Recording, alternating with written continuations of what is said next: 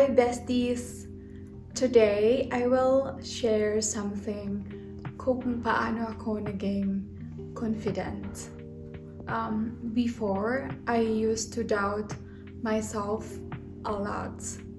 Pero ngayon, I am sure of who I am. Let me kwento of what happened.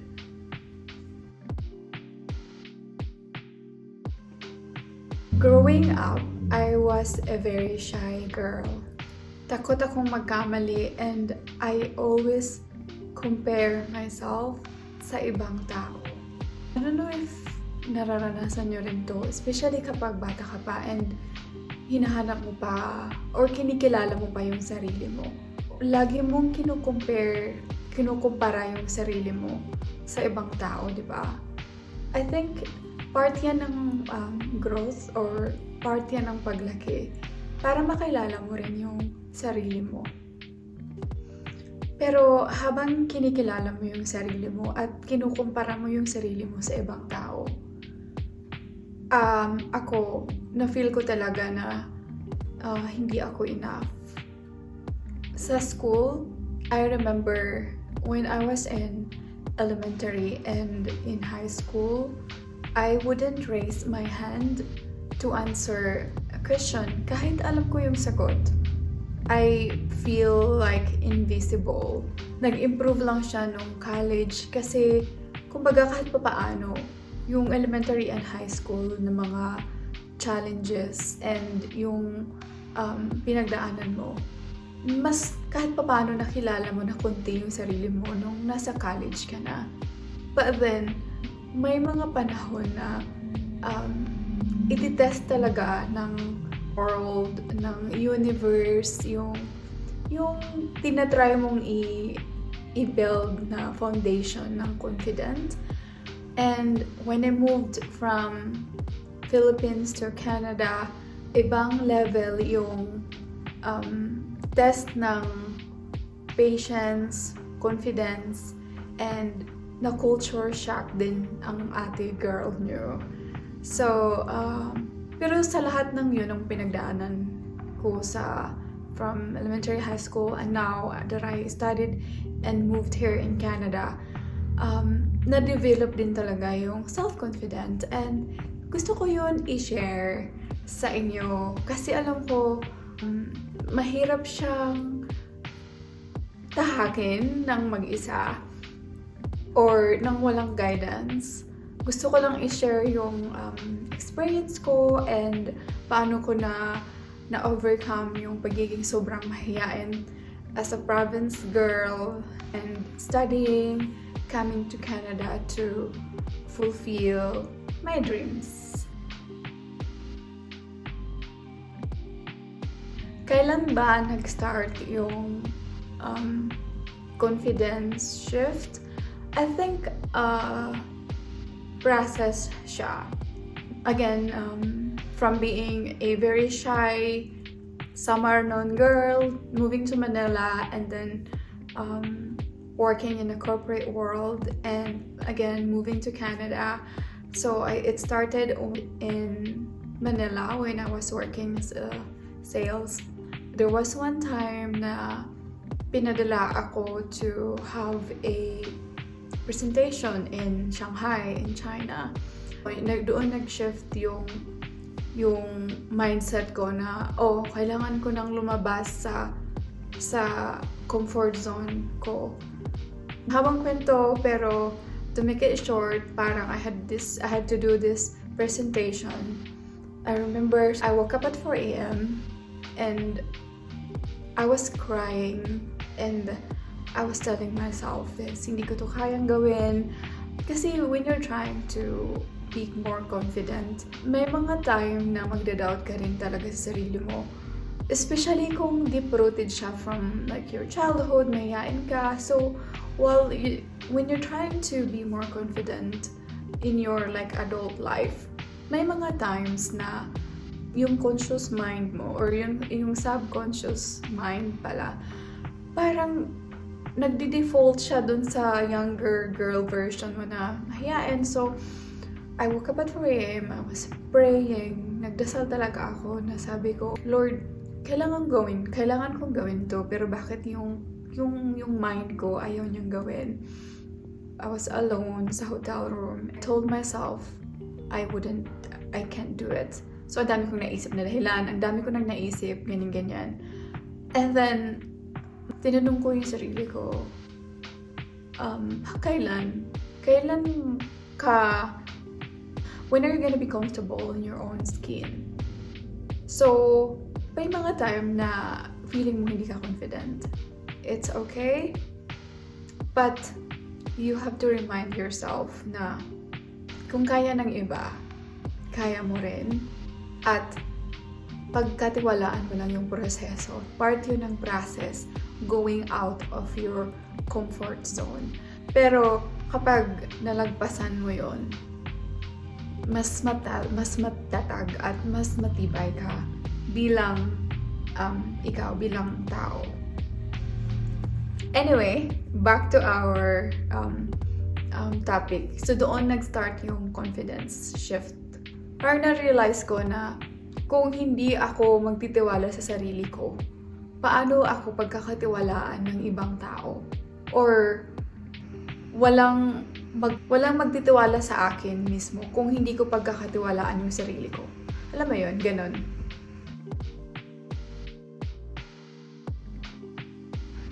I started reading self-help books and journaling, and also reminding myself na I am allowed to take up space. And I also met people who allowed me to be just myself.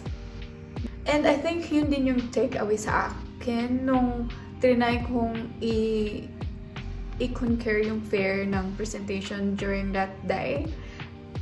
Doon ko na-realize na hindi ko naman kailangan maging perfect then when it comes to delivering the presentation to people. I just need to embrace kung ano man yung nararamdaman ko, it's all valid. I think kailangan din i-acknowledge kahit paano na, nahihiya ako. But, again, kailangan mo siyang i-divert into a positive one. Like, nahihiya ako, but it's okay. It's normal na mahiya kasi first time ko itong gagawin. But, we have to show up ourselves and we have to make ourselves better in this. It's not gonna be perfect and it's okay not to be perfect. Don't be too hard on yourself. In this part naman, i-share ko yung mga things na nakatulong. Paano ko na-develop yung self-confidence. Kung ano yung mga bagay na naging habit ko na din in the long run na nakatulong na mag-grow yung confidence. First is positive affirmations. Sobrang laking tulong nito. Maliit na bagay, pero malaking tulong siya. Especially nung nag-move na ako dito sa Canada, nakatulong talaga yung positive affirmation. I would always tell myself, I am enough and I am worthy.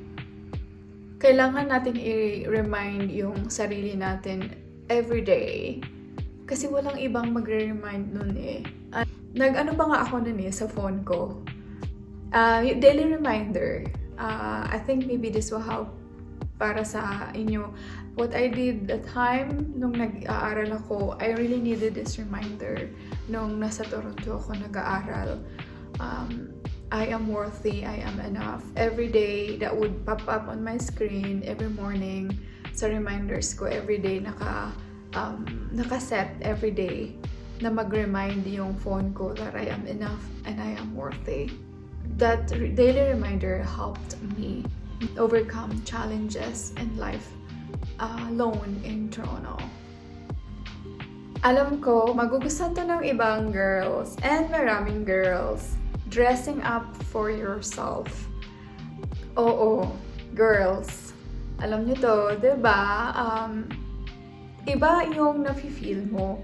Kahit nasa bahay ka lang minsan. Dress up for yourself. Hindi mo kailangan ng gala or ng gimmick para minsan mag-dress up ka, feel pretty. Alam mo yon. So, it's a good way. Making yourself pretty, beautiful, without an event or kahit para lang sa sarili mo. It's a very powerful way of gaining confidence. Giving that to yourself alone. Kahit ikaw lang mag-isa sa bahay, give that to yourself, dress up for yourself. Mag-ayos ka lang kahit para sa sarili mo and get that validation from you. Saying yes to small things outside your comfort zone. I think kung hindi rin ako nag-yes doon to go to Shanghai for the event, hindi rin nag-shift yung mindset ko from going out of my comfort zone. Kasi, di ba, as a shy girl growing up, kung mahiyain ka, I think you relate to this. Na kapag maraming tao, wala, tiklop ka na kaagad. Mag-stutter ako, hindi ko kayang magsalita kasi I'm super shy growing up. But then saying yes to small things outside your comfort zone, it will build that confidence little by little. It's a process. You don't have to rush it. Just little by little. Ikaw naman, mas kilala mo yung sarili mo. So, kung may mga challenges or may mga times na yung life binibigyan ka ng mga bagay na you have to decide whether you have to go out of your comfort zone or not, give it a little try. Just, even the small things, mag-start ka sa small things. Di mo mamamalayan yung mga big fears mo in life. Unti-unti mo siyang malalagpasan kasi magkakaroon ka nung yung maliit na yung small steps ng confidence going to that big goal that you have on your dreams. Self-talk. Kapag may mga negative thoughts minsan sa utak ko, kinakausap ko din yung sarili ko, pero in a kind way. May mga negative thoughts tayo na hindi talaga nawawala sa utak natin. Kung pwede mong kausapin yung sarili mo, kapag may mga, halimbawa, may mga new job or may job interview, may mga yung utak natin minsan parang, hindi ko to kaya, or hindi tayo papasa dito. Kausapin mo lang din yung sarili mo in a kind way. How would you talk to your friend? Kasi minsan, yung self-talk natin, minsan mas okay tayong mag-talk sa ibang tao kaysa sa sarili natin. Minsan, mas harsh tayo sa sarili natin kasi mas mabilis maging harsh sa sarili natin. Kaya kailangan mag-ingat tayo doon sa self-talk. Mas mabilis kasi kasi parang tayo yun tayo yung, kumbaga, sarili mo yung kinikriticize mo. Mas mabilis siya minsan mag-criticize ng sarili. Than like talking to a friend, minsan mas kind tayo sa ibang tao compared sa sarili natin. Kapag may mga negative thought ka about things in life or you're about to do things and you have like negative things going on in your mind, minsan kung maganda din na kausapin mo yung sarili mo in a very, very, very kind way. Kung paano yung process nun, siguro mag-agawa ko ng panibagong vlog doon, ibang vlog. I think iba-iba yung atake or iba-iba yung proseso bawat tao kasi unique yung unique yung mga negative thoughts. But siguro we could discuss more yung paano ba i-overcome or yung magkaroon ng healthy self-talk.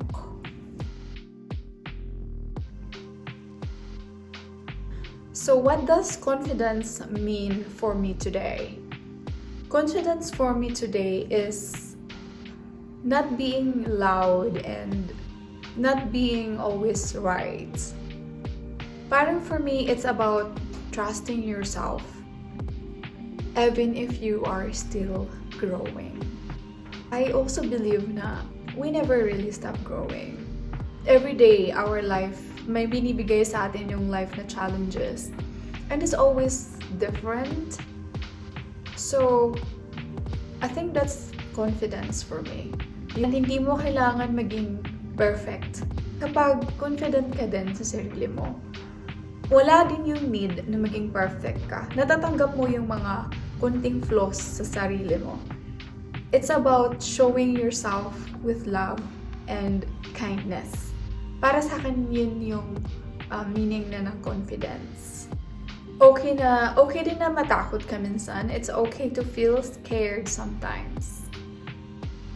So, may mga panahon or may mga times na nakakatakot magdesisyon or natatakot kang gawin yung mga bagay na kailangan mong gawin to go through and to move on in life.